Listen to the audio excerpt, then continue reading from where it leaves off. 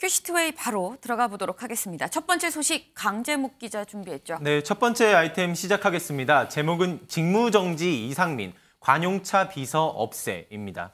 이 행정안전부 이상민 장관의 탄핵소추안이 국회를 통과했습니다.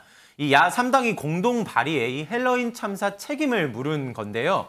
이 헌정사 처음으로 이 국무위원이 이 탄핵 소추된 건입니다. 이 국회에서는 이 고성이 오갔고 이 표결 직후에는 이 국민의힘이 규탄 대회에 나서기도 했습니다. 영상으로 먼저 확인하시겠습니다. 그저 이태원 거리를 걸었다는 이유만으로 희생자들은 목숨을 잃었습니다.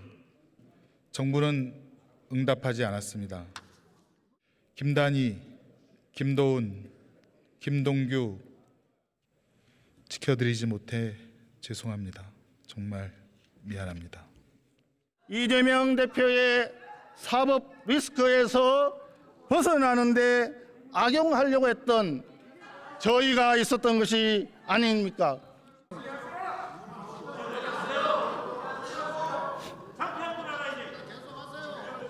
반사.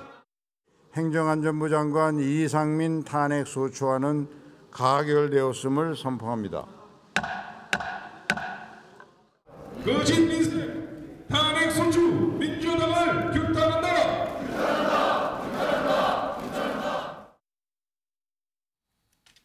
네, 오늘 오전 10시 이 탄핵소추 의결서가 이 헌법재판소에 제출됐습니다. 이 법사위원장인 김도읍 의원을 대신해 정성희 수석 전문위원이 제출했는데요. 이 김도읍 위원장은 이 소추위원으로서 이 탄핵 심판에서는 이 검사와 같은 역할을 맡을 예정입니다. 소정섭 위원님. 네.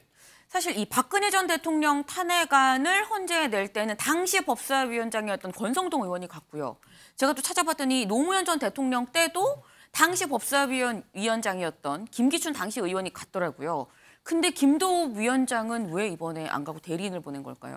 아마 김도읍 위원장이 지금 법사위원장 맡고 있기 때문에 탄핵소추위원이지 않습니까? 네. 탄핵소추위원의 역할이라는 것이 이제 국회를 대표해서 네. 이상민 장관을 탄핵소추 과정에서 신문하는 검사의 역할을 하는 건데 이번에 탄핵소추 의결서를 왜 김도읍 위원장이 직접 제출하지 않았을까? 네. 결국 이것은 이제 김도읍 위원장으로서는 이상민 장관에 대한 탄핵소추 부분에 나는 심정적으로는 동의 못하겠다. 내가 맡고 있는 역할이 법사위원장이기 때문에 네. 탄핵소추위원으로서 역할은 기능적으로는 내가 할 수밖에 없다라고 생각을 하지만 네. 뭐 이것에 대해서 내가 적극적으로 이렇게 좀 긍정하거나 이런 건 아니기 때문에 오히려 네. 반대하는 그런 입장이기 때문에 네. 내가 직접 제출하느니보다는 수석 전문위원 통해서 제출하는 그런 형식을 취하지 않았나 그렇게 좀 짐작을 합니다. 내가 마음으로는 이 탄핵안을 지지하지 않기 때문에 법사위원장으로서의 뭐 도리는 할 수 있지만 뭐 굳이 직접 가서 제출하지 않겠다 이런 의지를 피력한 거 아니겠느냐라는 말씀을 지금 주셨습니다. 그러니까 어제 이상민 장관 이 탄핵소추안이 대정부질문보다 먼저 이 표결에 들어갔었죠. 그러다 보니까 탄핵안이 이 통과가 되고 대정부질문이 시작이 됐는데 어제 대정부질문 시작하기 전에 바로 이 국회 본회의장을 좀 빠져나갔다고 합니다. 근데 그러다 보니까 강재묵 기자. 예. 그러면은 본회의장에서는 일단 바로 나갔거든요. 탄핵안 가결되고 난 다음에. 그럼 오늘은 행안부에 출근을 했을까요? 네, 저희 기자들한테 이 통상 이 출입 부처의 장차관 일정이 공유가 됩니다. 네. 그런데 이 오늘부터 바로 이 장관 일정이 공란으로 공지가 됐습니다.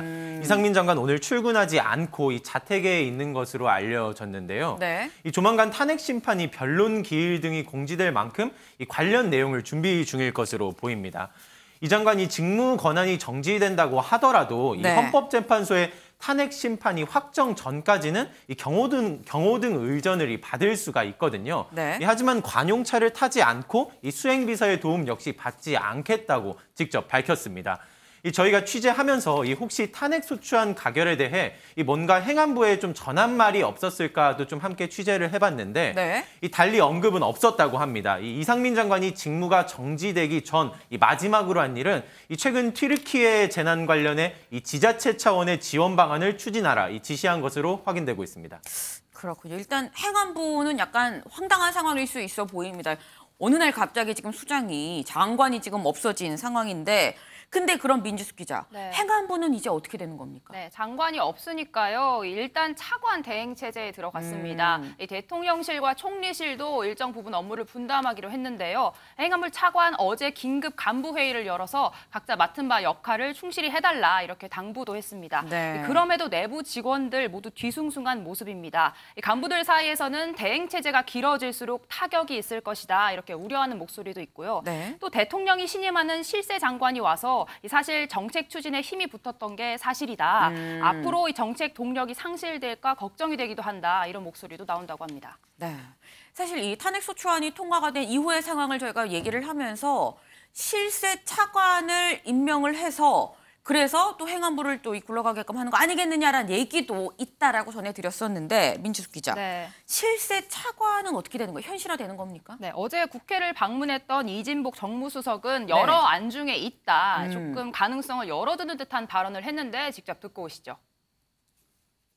직무가 정지될 경우 뭐 차관 인사, 실세형 차관 인사 가능성까지 거론되고 있는데 어떤? 뭐 여러 가지 안중에 하나 드릴 수는 있겠는데 아직 그 부분에 대해서는 대통령께서 그 어떤 말씀도 안 하시고 계시기 때문에 여러분들인데 제가 드릴 말씀이 없습니다. 좀 더 지켜보시죠. 네, 하지만 실제로 이 탄핵안이 통과된 직후에 대통령실은 이런 실세 차관 임명에 대해 검토하고 있지 않다 확실하게 선을 그었습니다. 한때 이 대통령과 가까운 검찰 출신을 차관으로 임명하는 안 검토가 됐으나 행안부 내부의 동요를 우려해서 기존의 차관 대행 체제를 그대로 유지하기로 결정한 것으로 전해졌습니다. 네, 일단 어제 국회 본회의를 통과한 이 탄핵소추안 오늘 오전 10시에 대리인을 통해서 지금 헌법재판소에 제출이 됐습니다. 이제 아마도 이제 헌재에서의 시간이 시작이 될 것 같은데 어제 저희가 그럼 헌재 심리가 시작이 되면 가능한 변수 3가지를 말씀을 드렸습니다. 이 3가지. 첫 번째는 검사 역할을 할 이 법사위원장이 이 탄핵소추안에 찬성하지 않은 국민의힘 소속의 김도읍 의원이다라는 점. 그리고 이 헌법재판관이 곧 2자리가 공석이 될 텐데 이건 어떻게 할 거냐. 또 법리상으로 이게 과연 위반으로 받아들여지게 될 거냐. 이 3가지를 저희가 말씀을 드렸는데 이 중에 첫 번째죠. 지금 이 국민의힘의 김도읍 의원 지금 본인한테 이 쏟아지는 약간 우려, 과연 검사 역할을 제대로 할 것이냐라는 부분에 대해서 본인이 직접 또 입을 열었더라고요. 맞습니다. 야당 입장에서는 탄핵 심판에서 여당 소속 법사위원장이 제대로 역할을 할 것이냐 이런 우려를 이야기하고 있는데 이런 거에 대해서 김도읍 위원장 직접 민주당이 모르고 이런 사안을 밀어붙인 건 아니지 않느냐라며 반문을 했습니다. 직접 듣고 오시죠. 일단 민주당이 법사위원장 김도읍이 소추위원이 된다는 걸 모르고 탄핵소추를 밀어붙인 건 아니잖아요. 그리고 법률적으로 주어진 지위이고 민주당에서 제출하게 되는 증거자료, 참고자료 그다음에 그 이상민 장관으로서는 또 거기에 대응을 하지 않겠습니까?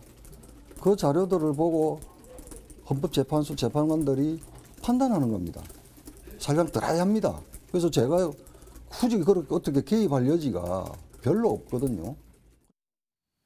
네, 김도읍 위원장은 순리대로 갈 것이다 이런 입장인데요. 민주당은 특수 대응팀을 만들어 이게 상대하겠다 이렇게 밝혔습니다. 오영환 원내대변인은 기각 가능성이 크진 않다라고 생각을 하면서도 이 탄핵 심판이 진행되는 과정에 최대한 역할을 하기 위해서 비공개 대응팀을 만들어 준비하겠다 이렇게 밝혔습니다.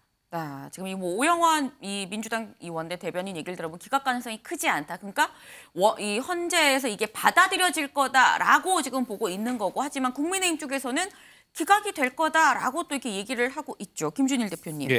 근데 오늘 국민의힘 여당입니다. 김정재 의원이 이런 얘기를 했어요. 탄핵안이 기각이 되긴 할 거다. 근데 기각이 되고 나면은 어떤 정치적인 책임을 지고 이상민 장관이 사퇴하지 않겠냐 이런 얘기를 했는데 이 시나리오는 어떻게 보세요? 아주 불가능한 시나리오는 아닌 것 같아요. 그런데 윤석열 대통령의 지금까지 스타일상 절대 밀리지 않는다. 밀리면 죽는다. 약간 이런 스타일이잖아요. 그러면은 기각이 됐는데 책임을 지고 물러나게 할까요? 그러니까 스타일을 봤을 때 이거는 어떻게 보면 국민의힘의 바람일 수도 있어요. 계속 이상민 장관이 자리에 앉아 있으면은 여당한테 부담이 되고 총선에 부담이 될 수도 있다. 그러니까 적절한 타이밍에 사퇴를 해주는 게 조금 국정 부담을 좀 덜 수 있지 않느냐는 여론을 네. 다른 전원처럼 이렇게 전달하는 식으로 이제 바람을 전한 거다라는 말씀이죠. 띄워봤을 가능성이고 대통령의 성정을 봤을 때는 저는 그 가능성이 오히려 지금은 낮은데 이게 정치라는 게 항상 생물이고 어떻게 변할지 모르니까 그쵸. 그게 봐야 될 것 같고 아까 전에 김도 법사위원장 얘기를 조금만 말씀드리면 김도 네. 법사위원장이 하는 게 전달하는 게 있지만은 또 하나는 직접 가가지고 신문을 할 수가 있어요. 가가지고 그러면 이제 검사가 이제 피고인 신문하듯이 하는데 뭐라고 할 것이냐 그 장면이 사실은 어떻게 보면은 너무 물렁물렁하게 신문하면은 이게 국민의힘에 또 약간 역풍이 불 수도 있습니다. 그런 것도 아마 민주당이 약간 감안을 해서 지금 이거를 하지 않았나 그렇게 보여집니다. 예. 네. 이 아마도 뭐 헌재에서 기각이 된다고 해도 자진 사퇴하지 않겠느냐라는 말은 뭐 일각의 바람일 수도 있긴 하지만 윤 대통령의 스타일상 사실상 현실 가능성이 없다라는 말씀을 또 주셨습니다.